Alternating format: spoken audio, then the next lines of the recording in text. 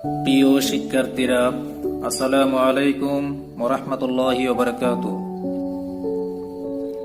সবাইকে মাহে রমজানের মোবারকবাদ জানাচ্ছি। আশা করি সবাই ভালো আছো।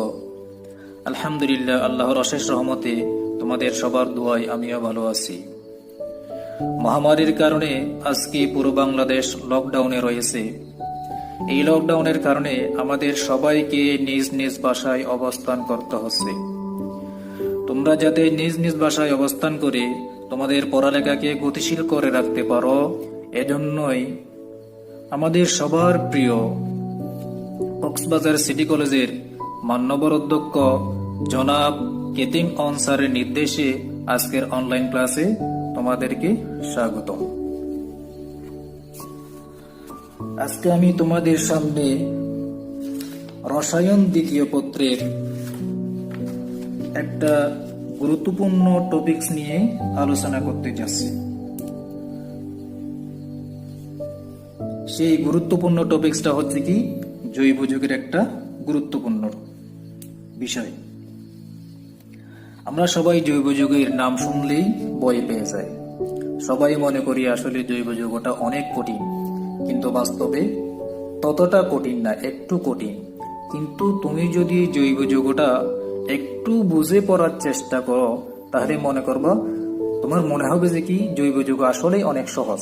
কিন্তু না বুঝে পড়লে তোমার কাছে এর চেয়ে কঠিন আর কিছু মনে হবে না। কারণ জৈব যুগ এমন একটা বিষয় যেটা মুখস্থ করে কোনোদিনও পরীক্ষায় লেখা যায় না। কিছু বিষয় আছে যেগুলো মুখস্থ করে তুমি পরীক্ষায় হয়তো কিছু লিখতে পারবা, কিন্তু জৈব যুগ এমন একটা বিষয় যেটা মুখস্থ করে যাবা, কিন্তু তুমি যেতে যেতে অর্ধেকের মধ্যে সেটা ভুলে যাবা, আর পরীক্ষায় কিছু লিখতে পারবে না।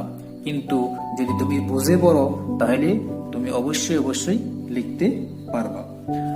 তাছাড়া জৈব যুগ অনেক গুরুত্বপূর্ণ একটা বিষয়, যে বিষয় থেকে তোমাদের এইচএসসি পরীক্ষায় যেমন অনেক প্রশ্ন হয়ে থাকে, ঠিক তেমনই এডমিশন পরীক্ষায়, বিশেষ করে মেডিকেল এবং ভার্সিটি পরীক্ষায় এখান থেকেও অনেকগুলো এমসিকিউ প্রশ্ন হয়ে থাকে। তাই তোমরা যদি এই টপিকসটা বাদ দিয়ে যাও, তাহলে তোমরা অন্যান্য স্টুডেন্ট থেকে অনেক পিছিয়ে থাকবা। এজন্য ভর্তি পরীক্ষায় টিকাটা তোমার জন্য অনেক কঠিন হয়ে যাবে।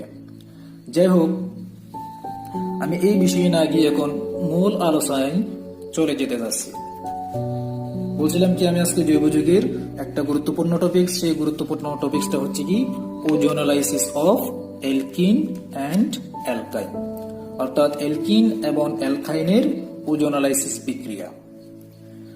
ওজোনালাইসিস বিক্রিয়া আমাদের পরীক্ষায় প্রায় সময় এসে থাকে। সিকিউ প্রশ্নে প্রায় সময় ওজোনালাইসিস বিক্রিয়া থেকে একটা প্রশ্ন হয়। কারণ এই ওজোনালাইসিস বিক্রিয়ার মাধ্যমে সাধারণত অ্যালডিহাইড কিটোন উৎপন্ন হয়। এই অ্যালডিহাইড কিটোনের দুইটা গুরুত্বপূর্ণ বিক্রিয়া হচ্ছে কি, অ্যালডোল বিক্রিয়া এবং কেনিজানো বিক্রিয়া। তাহলে এই ওজোনালাইসিস বিক্রিয়া, অ্যালডোল বিক্রিয়া এবং কেনিজানো বিক্রিয়া সব মিলিয়ে একটা সিকিউ প্রশ্ন হয়ে থাকে। এখন এই ওজোনালাইসিস বিক্রিয়াটার মূল আলোচনায় যাওয়ার আগে আমি এখানে কিছু বিষয় প্রশ্ন আকারে কিছু পয়েন্ট লিখলাম, যে পয়েন্টগুলা ওজোনালাইসিস বিক্রিয়াটা সম্পন্ন করার জন্য একটা প্রভাবক হিসেবে কাজ করবে। আমি পয়েন্টগুলো একবার বলেই মূল আলোচনায় চলে যাব। দেখো, পয়েন্টগুলো হচ্ছে কি, 1 নম্বর পয়েন্ট ওজোনালাইসিস কি, 2 নম্বর বলা হচ্ছে কি ওজোনালাইসিস কাকে করা হয়, 3 নম্বর ওজোনালাইসিস কি দিয়ে করা হয়, 4 নম্বর ওজোনালাইসিসের মাধ্যমে আমরা কোন ধরনের যৌগ পাই। 1 নম্বর, সেটা একটা খুবই গুরুত্বপূর্ণ পয়েন্ট, যেটা হচ্ছে কি ওজোনালাইসিসের মাধ্যমে কখন অ্যালডিহাইড উৎপন্ন হয় এবং কখন কিটোন উৎপন্ন হয়। সাধারণত ওজোনালাইসিসের মাধ্যমে দুইটা উৎপাদ পাওয়া যায়, এবং দুইটাই উৎপাদই অ্যালডিহাইড হতে পারে, এবং দুইটা উৎপাদই কিটোন হতে পারে, এবং দুইটা উৎপাদ থেকে একটা অ্যালডিহাইড হতে পারে এবং একটা কিটোন হতে পারে। কখন কোনটা হবে সে বিষয়ে আমি পরে আলোচনা করব। 6 নম্বর পয়েন্টটা বলা হচ্ছে ওজোনালাইসিস বিক্রিয়ার মাধ্যমে কিভাবে আমরা দ্বিবন্ধন এবং ত্রিবন্ধনের অবস্থান নির্ণয় করব। অ্যালকিন বলতে আমরা বুঝি যেখানে দ্বিবন্ধন আছে, অ্যালকাইন বলতে আমরা বুঝি যেখানে ত্রিবন্ধন আছে। তাহলে এই দ্বিবন্ধন এবং ত্রিবন্ধনের অবস্থান একটা যৌগের মধ্যে কোথায় আছে, সেটাও আমরা এই ওজোনালাইসিস বিক্রিয়ার মাধ্যমে নির্ণয় করতে পারবো। সেগুলা ধাপে ধাপে আমি আলোচনা করব। এখন প্রথম পয়েন্টটা ছিল কি, ওজোনালাইসিস কি।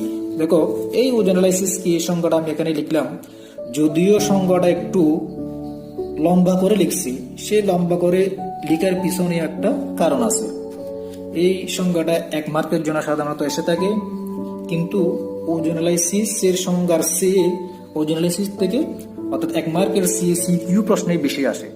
তো এই সিকিউ প্রশ্নটা সলভ করার জন্য যে যে রিয়েজেন্টগুলো দরকার হয়, অর্থাৎ যার মাধ্যমে ওজোনালাইসিস বিক্রিয়াটা সম্পন্ন করা হয়, অর্থাৎ যা যা দরকার হয় সবগুলোই আমি এই সংখ্যার মধ্যে অন্তর্ভুক্ত করে দিছি, যাতে তোমাদের বিক্রিয়াটা সম্পন্ন করতে এই সংজ্ঞাটাই একটা প্রভাবক হিসেবে কি করে কাজ করতে পারে। এখন আমি এই সংজ্ঞাটা একটু ব্যাখ্যা করতেছি। দেখো, এই ওজোনালাইসিসের সংজ্ঞাটা মূলত অ্যালকিন এবং অ্যালকাইন দুইজনের সাপেক্ষে সংজ্ঞায়িত করা যায়, কিন্তু এই যাবৎ তোমরা বোর্ড কোয়েশ্চেন অ্যানালাইসিস করে দেখবা এই ওজোনালাইসিস বিক্রিয়াটা সাধারণত অ্যালকিনের সাপেক্ষে বারংবার এসে থাকে, অর্থাৎ অ্যালকিনের ওজোনালাইসিসটাই বেশি আসে, অ্যালকাইনের ওজোনালাইসিস এই যাবৎ আসে নাই। এই জন্য আমি অ্যালকিনের সাপেক্ষে ওজোনালাইসিসের সংজ্ঞাটা দেওয়ার চেষ্টা করেছি। দেখো, অ্যালকিনকে যখন আমরা এই কার্বন টেট্রাক্লোরাইডটা হচ্ছে কি একটা নিষ্ক্রিয় দ্রাবক, এই নিষ্ক্রিয় দ্রাবকে আমরা অ্যালকিনকে যখন দ্রবীভূত করব একটা দ্রবণ হবে। এই দ্রবণের ভিতর দিয়ে যদি আমরা কি করি, ওজোন গ্যাস চালনা করি। ওজোন গ্যাস কি সেটা আমি পরে বলতেছি। ওজোন গ্যাস চালনা করলে অ্যালকিন ওজোনাইট উৎপন্ন হয়। এই ওজোনাইটকে যখন আমরা কি করব, জিঙ্কের উপস্থিতিতে হাইড্রোলাইসিস করব, তখন দ্বিবন্ধনের অবস্থান অনুসারে আমি ওজোনালাইসিস করতেছি কাকে, অ্যালকিনকে। তো অ্যালকিনের মধ্যে কি আছে, দ্বিবন্ধন আছে। এই দ্বিবন্ধন অনুসারে দুইটা বলছিলাম কি, এই ওজোনালাইসিসের মাধ্যমে দুইটা যৌগ উৎপন্ন হয়। তাহলে দ্বিবন্ধন অনুসারে, দ্বিবন্ধনের অবস্থান অনুসারে দুইটা যৌগই অ্যালডিহাইড হইতে পারে, আবার দুইটা যৌগই কিটোন হইতে পারে, অথবা দুইটা যৌগের মধ্যে একটা অ্যালডিহাইড অথবা একটা কিটোন উভয় উৎপন্ন হয়। তাহলে সবগুলোই আমি এর সংখ্যার মধ্যে দিয়ে দিছি, যাতে তুমি বিক্রিয়াটা সম্পন্ন করার ক্ষেত্রে তোমাকে এটা হেল্প করতে পারে। তাহলে এই বিক্রিয়াকে বলা হয় কি, ওজোনালাইসিস বিক্রিয়া।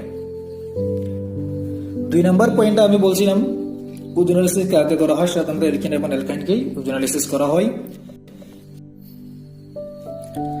3 নম্বর পয়েন্টে বলছিলাম ওজোনালাইসিস কি দিয়ে করা হয়, সাধারণত ওজোন অণু দিয়ে করা হয়। তা ওজোন অণু বলতে বোঝায় 3টি অক্সিজেন পরমাণুর সমষ্টি, অর্থাৎ 3টি অক্সিজেন পরমাণু পরস্পর যুক্ত হয়ে একটি ওজোন অণু গঠিত হয়। আমরা জানি 2টি অক্সিজেন পরমাণু নিয়ে একটি অক্সিজেন গ্যাস বা একটি অক্সিজেন অণু গঠিত হয়, ঠিক তদ্রূপ ভাবে 3টি অক্সিজেন পরমাণু নিয়ে এই ওজোন অণুটা গঠিত হয়। এরপর আসতেছে ওজোনালাইসিসের মাধ্যমে কি উৎপন্ন হয়, অ্যালডিহাইড, কিটোন এবং জৈব অ্যাসিড। সাধারণত অ্যালকাইনকেই ওজোনালাইসিস করলে জৈব অ্যাসিড তৈরি হয়। এখন এরপর আসতেছে 5 নম্বর পয়েন্ট, কখন অ্যালডিহাইড উৎপন্ন হয় এবং কখন কিটোন উৎপন্ন হয়। কখন অ্যালডিহাইড হবে এবং কখন কিটোন হবে সেটা নির্ভর করবে দ্বিবন্ধনযুক্ত 2 কার্বনের প্রকৃতির উপর। যদি অ্যালকিনের দ্বিবন্ধনযুক্ত প্রত্যেকটা কার্বনে যদি হাইড্রোজেন যুক্ত থাকে, অর্থাৎ দ্বিবন্ধনযুক্ত প্রত্যেকটা কার্বনে যদি কি থাকে, হাইড্রোজেন যুক্ত থাকে, তখন অ্যালডিহাইড উৎপন্ন হবে। আর হাইড্রোজেন না থাকলে তখন কিটোন উৎপন্ন হবে। যেমন আমি উদাহরণ হিসেবে একটা যৌগ লিখতেছি। দেখো, CH3 CH2 double bond CH double bond CH2। দেখো, যৌগটার নাম হচ্ছে কি প্রোপিন 1 বা প্রোপ 1N বা প্রোপিন।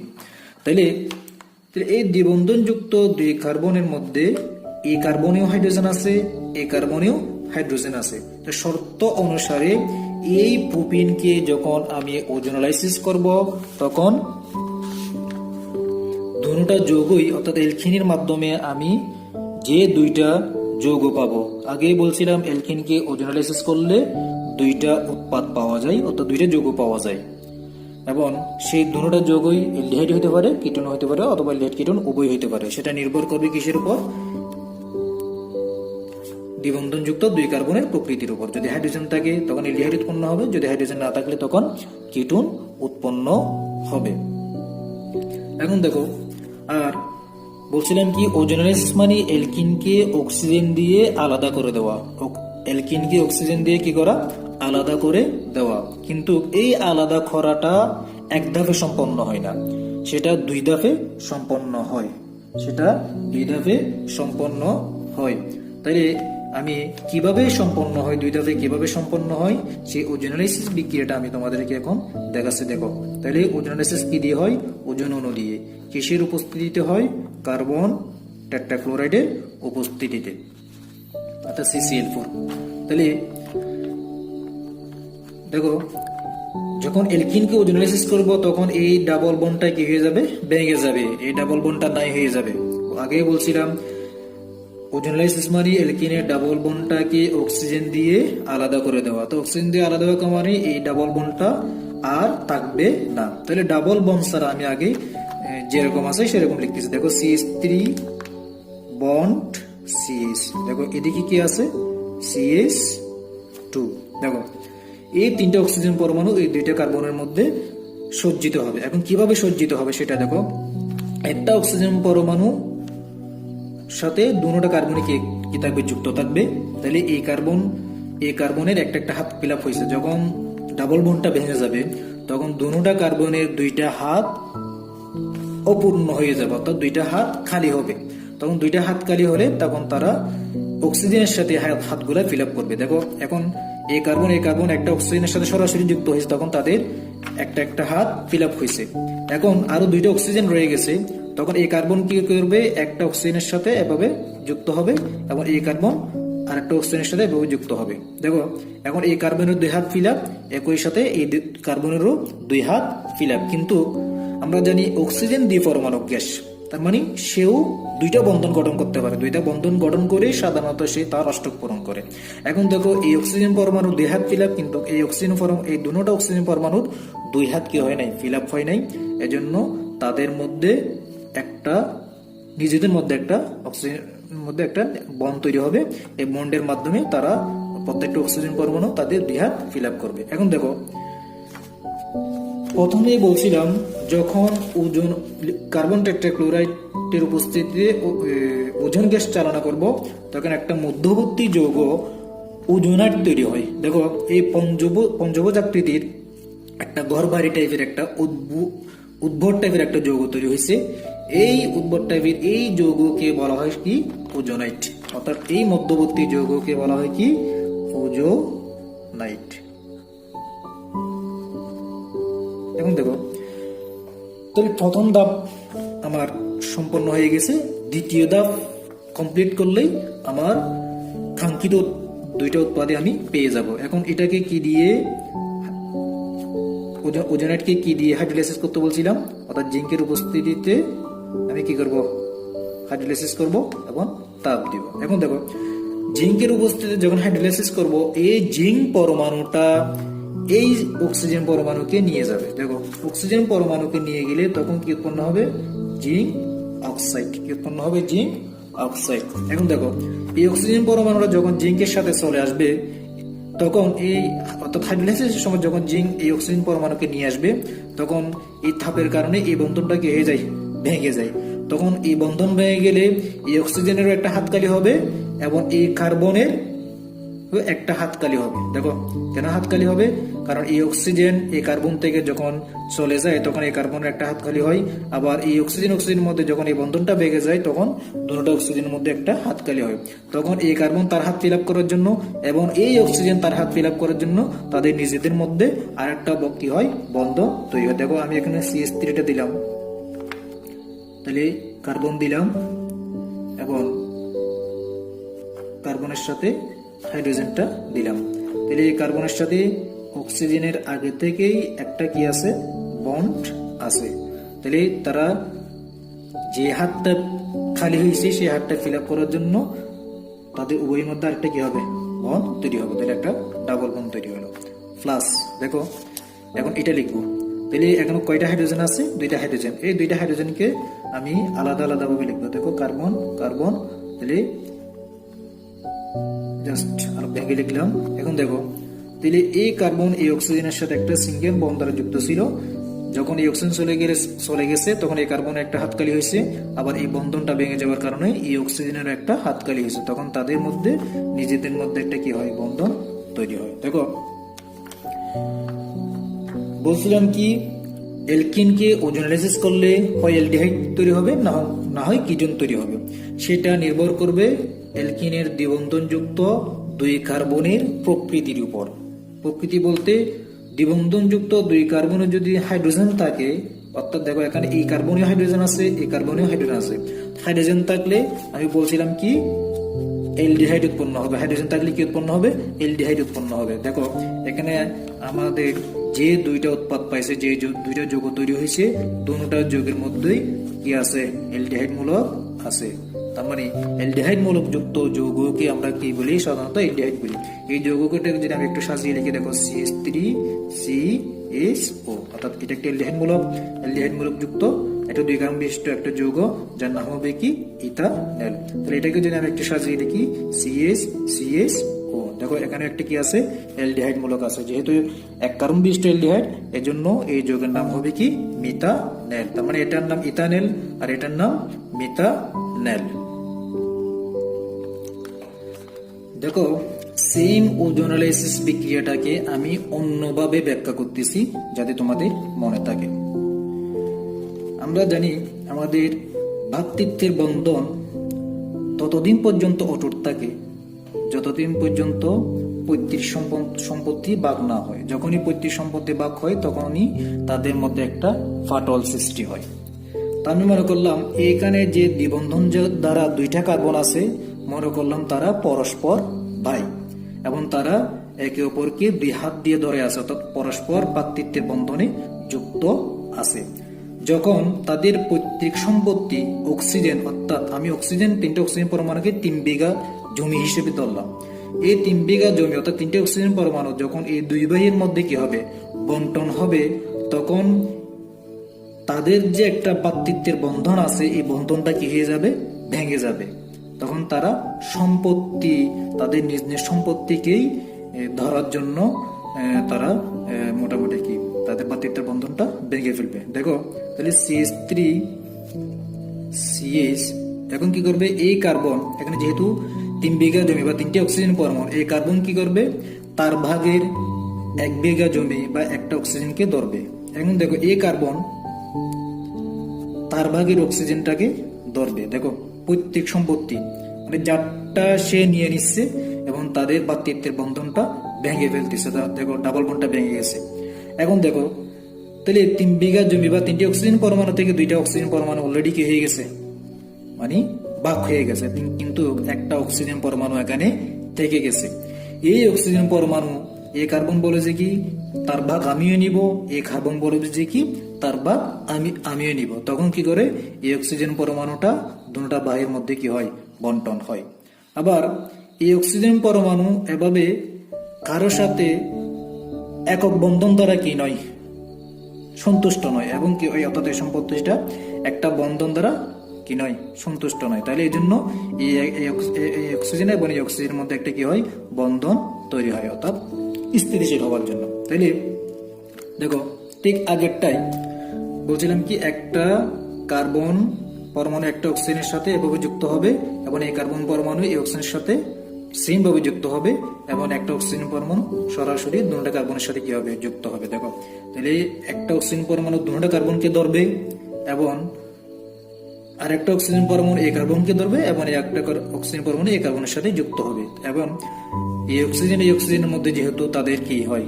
একটা হাত খালি থাকে, এজন্য তাদের মধ্যে একটা কি হয়? বন্ধন তৈরি হয়। অর্থাৎ এখন পৈতৃক সম্বন্ধীটা তাদের পৈতৃক সম্পত্তিটা এভাবে তাদের মধ্যে ভাগ হয়ে এই গর্ভারে টাইপের বা পঞ্চভুজাকৃতির একটা মধ্যবর্তী যৌগ তৈরি হয়, যেটাকে বলা হয় কি? ওজোনাইট। এখন দেখো এই ওজোনাইটকে যখন আমি কি করব? জিঙ্কের উপস্থিতিতে হাইড্রোলাইসিস করব। মনে করলাম জিঙ্ক হচ্ছে কি তাদের বোন, তো বোন এসে বলবে যে কি আমার ভাগের সম্পত্তিটা আমাকে দিয়ে দাও। তখন এই জিঙ্ক কি করে? এই তার ভাগের এই অক্সিজেনটাকে নিয়ে যায়। তখন কি তৈরি হয়? জিঙ্ক অক্সাইড তৈরি হয়। দেখো কারণ এই কার্বন অর্থাৎ এই দুই ভাই বোনের ভাগের সম্পত্তিটা দিতে বাধ্য, এই জন্য অক্সিজেনটাকে দিয়ে দিছে। এখন দিয়ে দেওয়ার পর এই কার্বন কি করবে? যে হাত দিয়ে বোনের সম্পত্তিটাকে ধরেছিল সেই হাত দিয়ে তার আন্ডারে যে সম্পত্তিটা আছে সেই সম্পত্তিটাকে অর্থাৎ সেই অক্সিজেনটাকে জোরালোভাবে ধরে থাকবে। দেখো CH3 কার্বন CH, তাহলে এই কার্বন এই অক্সিজেন থেকে আলাদা আগে থেকেই ধরে রাখছিল। এখন যেহেতু তার একটা হাত খালি হয়েছে, এখন কি করে তার ওই হাত দিয়ে এই অক্সিজেনকে ধরে। সেম ভাবে এই কার্বনের ক্ষেত্রেও সেম, অর্থাৎ H কার্বন H, তাহলে অক্সিজেন জাস্ট আগের মতোই। তাহলে দেখো তাহলে এখন সুষমভাবে কি হয়ে গেছে, বন্টন হয়ে গেছে। এখন দেখো তাহলে এখানে একটা অ্যালডিহাইড মূলক তৈরি হয়েছে, আবার এখানে একটা অ্যালডিহাইড মূলক তৈরি হয়েছে। অর্থাৎ সম্পত্তির ভাগ নিয়ে এই ওজোনালাইসিস বিক্রিয়াটাই তুমি একটা ওভাবে মনে রাখতে পারো, যাতে মনে থাকে। তাহলে এই যৌগটাকে যদি আমি আবার সাজিয়ে লিখি, তাহলে CH3 CSO plus H CSO, তাহলে এটা একটা 1 কার্বন বিশিষ্ট অ্যালডিহাইড, এটা 2 কার্বন বিশিষ্ট অ্যালডিহাইড, তার মানে এটা একটা ইথানেল, তার মানে এটা মিথানেল। এখন আমি দেখাবো কিভাবে কিটোন উৎপন্ন হয়। অর্থাৎ এতক্ষণ পর্যন্ত আমি যেহেতু দ্বিবন্ধনযুক্ত দুটোটা কার্বনের মধ্যে কি আছে, হাইড্রোজেন আছে, এর জন্য কি উৎপন্ন হয়েছে, শুধুই অ্যালডিহাইড উৎপন্ন হয়েছে। কিভাবে কিটোন উৎপন্ন হয় সেরকম আমি একটা বিক্রিয়া দেখাচ্ছি। দেখো CH3 কার্বন CH2, দেখো এই যৌগটার নাম হচ্ছে কি 2-মিথাইল প্রোপিন 1 বা 2-মিথাইল প্রোপ 1 দেখো তাহলে দ্বিবন্ধনযুক্ত 2 কার্বনের মধ্যে যদি হাইড্রোজেন থাকে, প্রত্যেকটা কার্বনে যদি হাইড্রোজেন থাকে, তখন যেদিকে হাইড্রোজেন থাকে সেদিকে অ্যালডিহাইড উৎপন্ন হবে, যেদিকে হাইড্রোজেনের সেদিকে কিটোন উৎপন্ন হবে। এখন দেখো এই কার্বনের সাথে হাইড্রোজেন আছে, এর জন্য এদিকে কি উৎপন্ন হবে, অ্যালডিহাইড উৎপন্ন হবে, এবং যেদিকে দ্বিবন্ধনযুক্ত যে কার্বনের সাথে কি নাই, হাইড্রোজেন নাই, সেদিকে কি উৎপন্ন হবে, কিটোন উৎপন্ন হবে। ঠিক আছে, এখন দেখো আমি মধ্যবর্তী যৌগটা দেখাচ্ছি না, এক ধাপে, অনেক সময় উদ্দীপকটা তোমাদের এক ধাপে থাকে, তাহলে O3 সেটা কার্বন টেট্রাক্লোরাইডের উপস্থিতিতে হয়, এবং একই সাথে আমি সব রিয়েজেন্ট গুলো একই সাথে দিয়ে দিচ্ছি। তাহলে দেখো বলছিলাম কি, ওজোনালাইসিস মানে জাস্ট ডাবল বন্ডটাকে অক্সিজেন দিয়ে কি করে দেওয়া, আলাদা করে দেওয়া।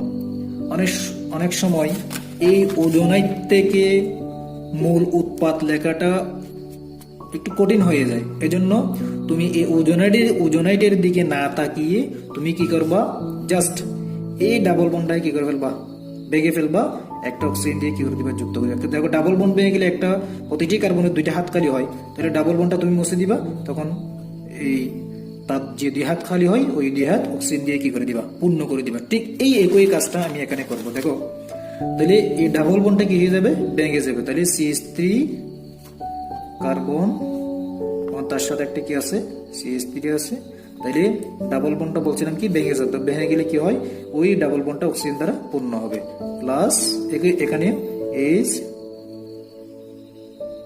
কার্বন, জাস্ট ডাবল বন্ড দ্বারা অক্সিজেনটা যুক্ত হবে। দেখো তাহলে এখানে যেদিকে হাইড্রোজেন আছে সেদিকে এখন অ্যালডিহাইড হয়েছে, যেদিকে হাইড্রোজেন নাই সেদিকে কিটোন হয়েছে। দেখো আমি যৌগটাকে একটু সাজিয়ে লিখতে গেছি, CH3 এই কার্বন মূলকটা মাঝখানে লিখলাম, CH সমান্তরালে লিখলাম, প্লাস তাহলে H প্লাস H CH2, তাহলে এটা একটা অ্যালডিহাইড, এটা কি মূলক, কিটোন মূলক। কিটোন মূলক কখন হয়, অর্থাৎ কার্বনিক মূলকটা কখন কিটোন হয়, যদি কার্বনিক মূলকের 2 পাশে 2টা কি থাকে, অ্যালকাইল মূলক থাকে। তো এখানে যেহেতু অ্যালকাইল মূলক আছে, তার মানে এটা কি কিটোন। এখানে কিন্তু কার্বনিক মূলক আছে, যখন এটাকে ভেঙে গেলে দেখো এটা কার্বনিক মূলক, এদিকে হাইড্রোজেন, এদিকে কি হাইড্রোজেন, এর জন্য এটা কি নয়, কিটোন নয়। অর্থাৎ কার্বনের মূলকের দ্বিযোজী কার্বনের মূলকের কোন একটা হাত যদি হাইড্রোজেন দ্বারা পূর্ণ থাকে, হাইড্রোজেন দ্বারা যুক্ত থাকে, তখন সেই যৌগকে অ্যালডিহাইড বলা হয়, কারণ এখানে অটোমেটিকলি একটা কি তৈরি হয়, অ্যালডিহাইড মূলক তৈরি হয়। তাহলে এই যৌগটাকে আমি ওজোনালাইসিস করে একটা অ্যালডিহাইড পাইছি, আর একটা কি পাইছি, একটা অ্যালডিহাইড পাইছি আর একটা কিটোন পাইছি, একটা অ্যালডিহাইড পাইছি আর একটা কি পাইছি, কিটোন পাইছি। কেন, কার্বনের অর্থাৎ দ্বিবন্ধনযুক্ত 2 কার্বনের প্রকৃতির উপর নির্ভর করেই যেদিকে হাইড্রোজেন আছে সেদিকে আমি অ্যালডিহাইড পাইছি, যেদিকে হাইড্রোজেন নাই সেদিকে কিটোন পাইছি। দেখো কখন দুটোটা যৌগই কিটোন হবে, দেখো তাহলে এই দ্বিবন্ধনযুক্ত 2 কার্বনের, এই কার্বনের সাথে হাইড্রোজেন যুক্ত নাই, এই কার্বনের সাথে কিনা হাইড্রোজেন যুক্ত নাই, তার মানে এই অক্সিজেন দিয়ে যখন আমি এই যৌগটাকে দ্বিবন্ধনটাকে আলাদা করব তখন দুটোটাই কি হবে, কিটোন উৎপন্ন হবে। আমি ওজোনাইটটা আবার দেখাচ্ছি, দেখো CH3 কার্বন, এই কার্বনের সাথে আরেকটা কি আছে CH3, দেখো বুঝলাম কি একটা। এখন এই দিকের কার্বনটা আগে লিখে ফেলি, তাহলে কার্বন তার সাথে একটা কি আছে CH3, তার সাথে আরেকটা CH3 আছে। দেখো ডাবল বন্ডটা ভেঙে যাবে, দেখো এই ডাবল বন্ডটা নাই হয়ে গেছে। একটা অক্সিজেন দিয়ে তারা সরাসরি যুক্ত হবে আর দুইটা অক্সিজেন নিয়ে এভাবে সাইক্লিক অনুসারে যুক্ত হবে। দেখো এই অক্সিজেন কার্বনের সাথে যুক্ত হবে, এই অক্সিজেন কার্বনের সাথে যুক্ত হবে এবং অক্সিজেন তাদের নিজেদের হাত ফিল আপ করার জন্য তাদের নিজেদের মধ্যে একটা বন্ধন গঠন করবে। তখন এটাকে বলছিলাম কি ওজোনাইট। এই ওজোনাইটকে যখন আমি কি করব, জিঙ্কের উপস্থিতিতে হাইড্রোলাইসিস করব, তখন জিঙ্ক এই অক্সিজেনটাকে নিয়ে যাবে, তখন এই বন্ধনটা কি হয়ে যাবে, ভেঙে যাবে। তখন কি হয় দেখো, প্রথমে জিঙ্ক অক্সাইড তৈরি হবে প্লাস, তো এদিকে প্রথমে লিখলাম CH3, দেখো CH3 তার সাথে একটা কি আছে কার্বন যুক্ত আছে এবং তার সাথে একটা CH3 যুক্ত আছে। দেখো এখন এই কার্বন তার একটা হাত ফিল আপ হওয়ার খালি হওয়ার কারণে এই অক্সিজেনের সাথে আগে একটা বন্ধন দ্বারা যুক্ত ছিল, এখন এই হাত খালি হওয়ার কারণে এখন অক্সিজেনের সাথে কি করবে, আরেকটা বন্ড তৈরি করবে প্লাস। এদিকের যেহেতু সেম প্রকৃতি, এই জন্য অর্থাৎ সেম যৌগটাই তৈরি হবে, অর্থাৎ CH3 C কার্বন CH3, এটাকে ভেঙে লিখলে সেম হবে, অর্থাৎ CH3 কার্বনের মূলক CH3। তাহলে যৌগটার নাম হচ্ছে কি প্রোপানন, যৌগটার নাম কি প্রোপানন বা অ্যাসিটোন। তাহলে এখন আমি কি পাইলাম, দুটোটাই কি পাইলাম, কিটোন পাইলাম। তাহলে দ্বিবন্ধনযুক্ত দুই কার্বনে যদি কোনো কি না থাকে, হাইড্রোজেন না থাকে, তাহলে দুটোটাই কি হবে, কিটোন হবে। দেখো আমাদের 6 নম্বর পয়েন্টের মধ্যে ছিল দ্বিবন্ধনের অবস্থান নির্ণয়। দেখো C5H10 এটা মূলত এটা এলকিনের সংকেতকে ফলো করবে, তাহলে এটা একটা এলকিন, এটাকে ওজোনালাইজ মনে করলাম এই C5H10 X যৌগ, ওই X যৌগকে ওজোনালাইসিস করলে A এবং B উৎপন্ন হয়, যেখানে এটা হচ্ছে মিথানেল, বিটা হচ্ছে কি বিউটানেল। তো তোমাকে বলা হয়েছে দ্বিবন্ধনের অবস্থান নির্ণয় করো। তাহলে একটা মিথানেল তার মানে এক কার্বন বিশিষ্ট এলডিহাইড, বিউটানেল মানে একটা 4 কার্বন বিশিষ্ট কি এলডিহাইড। যখন দ্বিবন্ধনের অবস্থান নির্ণয় করবা তখন তুমি কি করবা, এই মিথানেল এবং বিউটানেলকে পাশাপাশি লিখবা। দেখো আমি বিউটানেলটাকে আগে লিখতেছিলাম CH3 CH2 CH2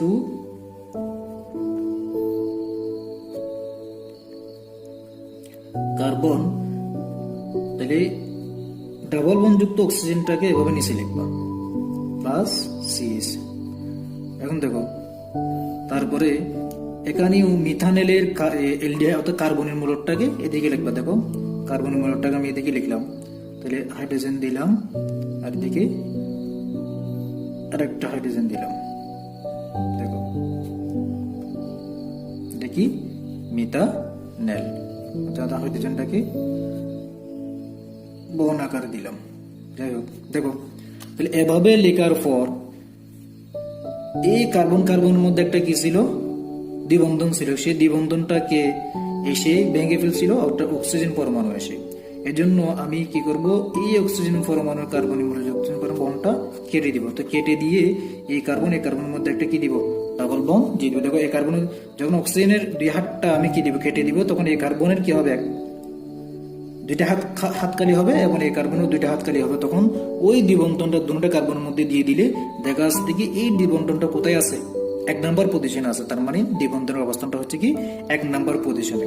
তাছাড়া এই দ্বিবন্ধনের অবস্থান দেখো আমি যৌগটাকে আবার লিখতেছি CH3 CH2 CH2 CH double bond CH2।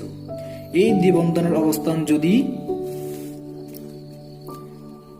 1 নম্বর পজিশনে না হইতো তাহলে এক কার্বন বিশিষ্ট এলডিহাইড কখনো তৈরি হইতো না, কারণ ডাবল বন্ড ভেঙেই তো কি হয়, এলডিহাইড তৈরি হয়। তাহলে মিথানেল তৈরি হওয়া মানে ডাবল বন্ডটা 1 নম্বর কার্বনে ছিল, আর যদি ইথানেল তৈরি হইতো তখন ডাবল বন্ডটা কোথায় থাকতো, 2 নম্বর পজিশনে থাকতো। এভাবে যৌগ দেখে বোঝা যায় দেখি ডাবল বন্ডটা মূলত কোথায় ছিল। তাহলে ডাবল বন্ডটা তুমি চাইলে এভাবেও নির্ণয় করতে পারবা, অর্থাৎ কার্বনের মৌলগুলো পাশাপাশি রেখে তখন কার্বনের মৌলগুলো কেটে দিয়ে ওই দুটা যৌগের মধ্যে একটা ডাবল বন্ড দিয়ে দিবা, তখন তুমি ডাবল বন্ডটা পেয়ে যাবা। অথবা যৌগ থেকে বুঝতে পারবা মিথানল তৈরি হওয়া মানে ডাবল বন্ড অবশ্যই কি 1 নম্বর পজিশনে, ইথানল তৈরি হওয়া মানে ডাবল বন্ড অবশ্যই কি তোমার 2 নম্বর পজিশনে। দেখো আমি তোমাদের সামনে আরেকটি উদ্দীপক দিয়ে দ্বিবন্ধনের অবস্থা নির্ণয় করে দেখাচ্ছি। দেখো C5H10 একটা অ্যালকিনের সংকেত, তাকে অ্যানালাইসিস করে একটা ইথানল এবং একটা প্রোপানল পাওয়া গেছে, অর্থাৎ দুইটা যৌগ পাওয়া গেছে, একটা অ্যালডিহাইড একটা কি কিটোন। তো বলছিলাম কি দ্বিবন্ধনের অবস্থান কিভাবে নির্ণয় করব, কার্বনের মৌলযুক্ত দুটো যৌগকে কি করব, অর্থাৎ অ্যানালাইসিসের পরে যে দুইটা যৌগ পাওয়া গেছে তাদেরকে পাশাপাশি লিখবা এবং কার্বনের মূলকগুলোকে নিচে নিচে লিখবা। তাহলে লেখার পর বলছিলাম কি কার্বনের মূলকগুলো এভাবে বক্স করে কেটে দিবা। তো কেটে দেওয়ার পর দেখো এই কার্বনেরও দুইটা হাত খালি হয়েছে, এই কার্বনের দুইটা হাত খালি হয়েছে। তারপর এই প্রতিটা কার্বনের 2 হাত ফিল আপ করার জন্য তাদের মধ্যে একটা কি দিয়ে দিবা, ডাবল বন্ড দিয়ে দিবা। কারণ এই ডাবল বন্ডটা লেগেই বলতো কি হয়েছিল, ইথানল এবং প্রোপানল হয়েছে। তাহলে এই অক্সিজেন দিয়ে ডাবল বন্ড আমি আলাদা করার পর ইথানল এবং প্রোপানল হয়েছে, তাহলে ওই অক্সিজেনটাই যদি আমি কি দিই, প্রতিটা যৌগ থেকে কেটে দিই, তাহলে আমি মূল যৌগটা পেয়ে যাব। যাই হোক, এভাবে তোমরা আরো প্র্যাকটিস করবা, কারণ প্র্যাকটিসের কোনো বিকল্প নাই, যতই প্র্যাকটিস করবা ততই বিক্রিয়াগুলো তোমাদের ক্লিয়ার হবে। আজকে আমি আমার অনলাইন ক্লাসটা আজকে এখানে সমাপ্ত করলাম। আল্লাহ হাফেজ।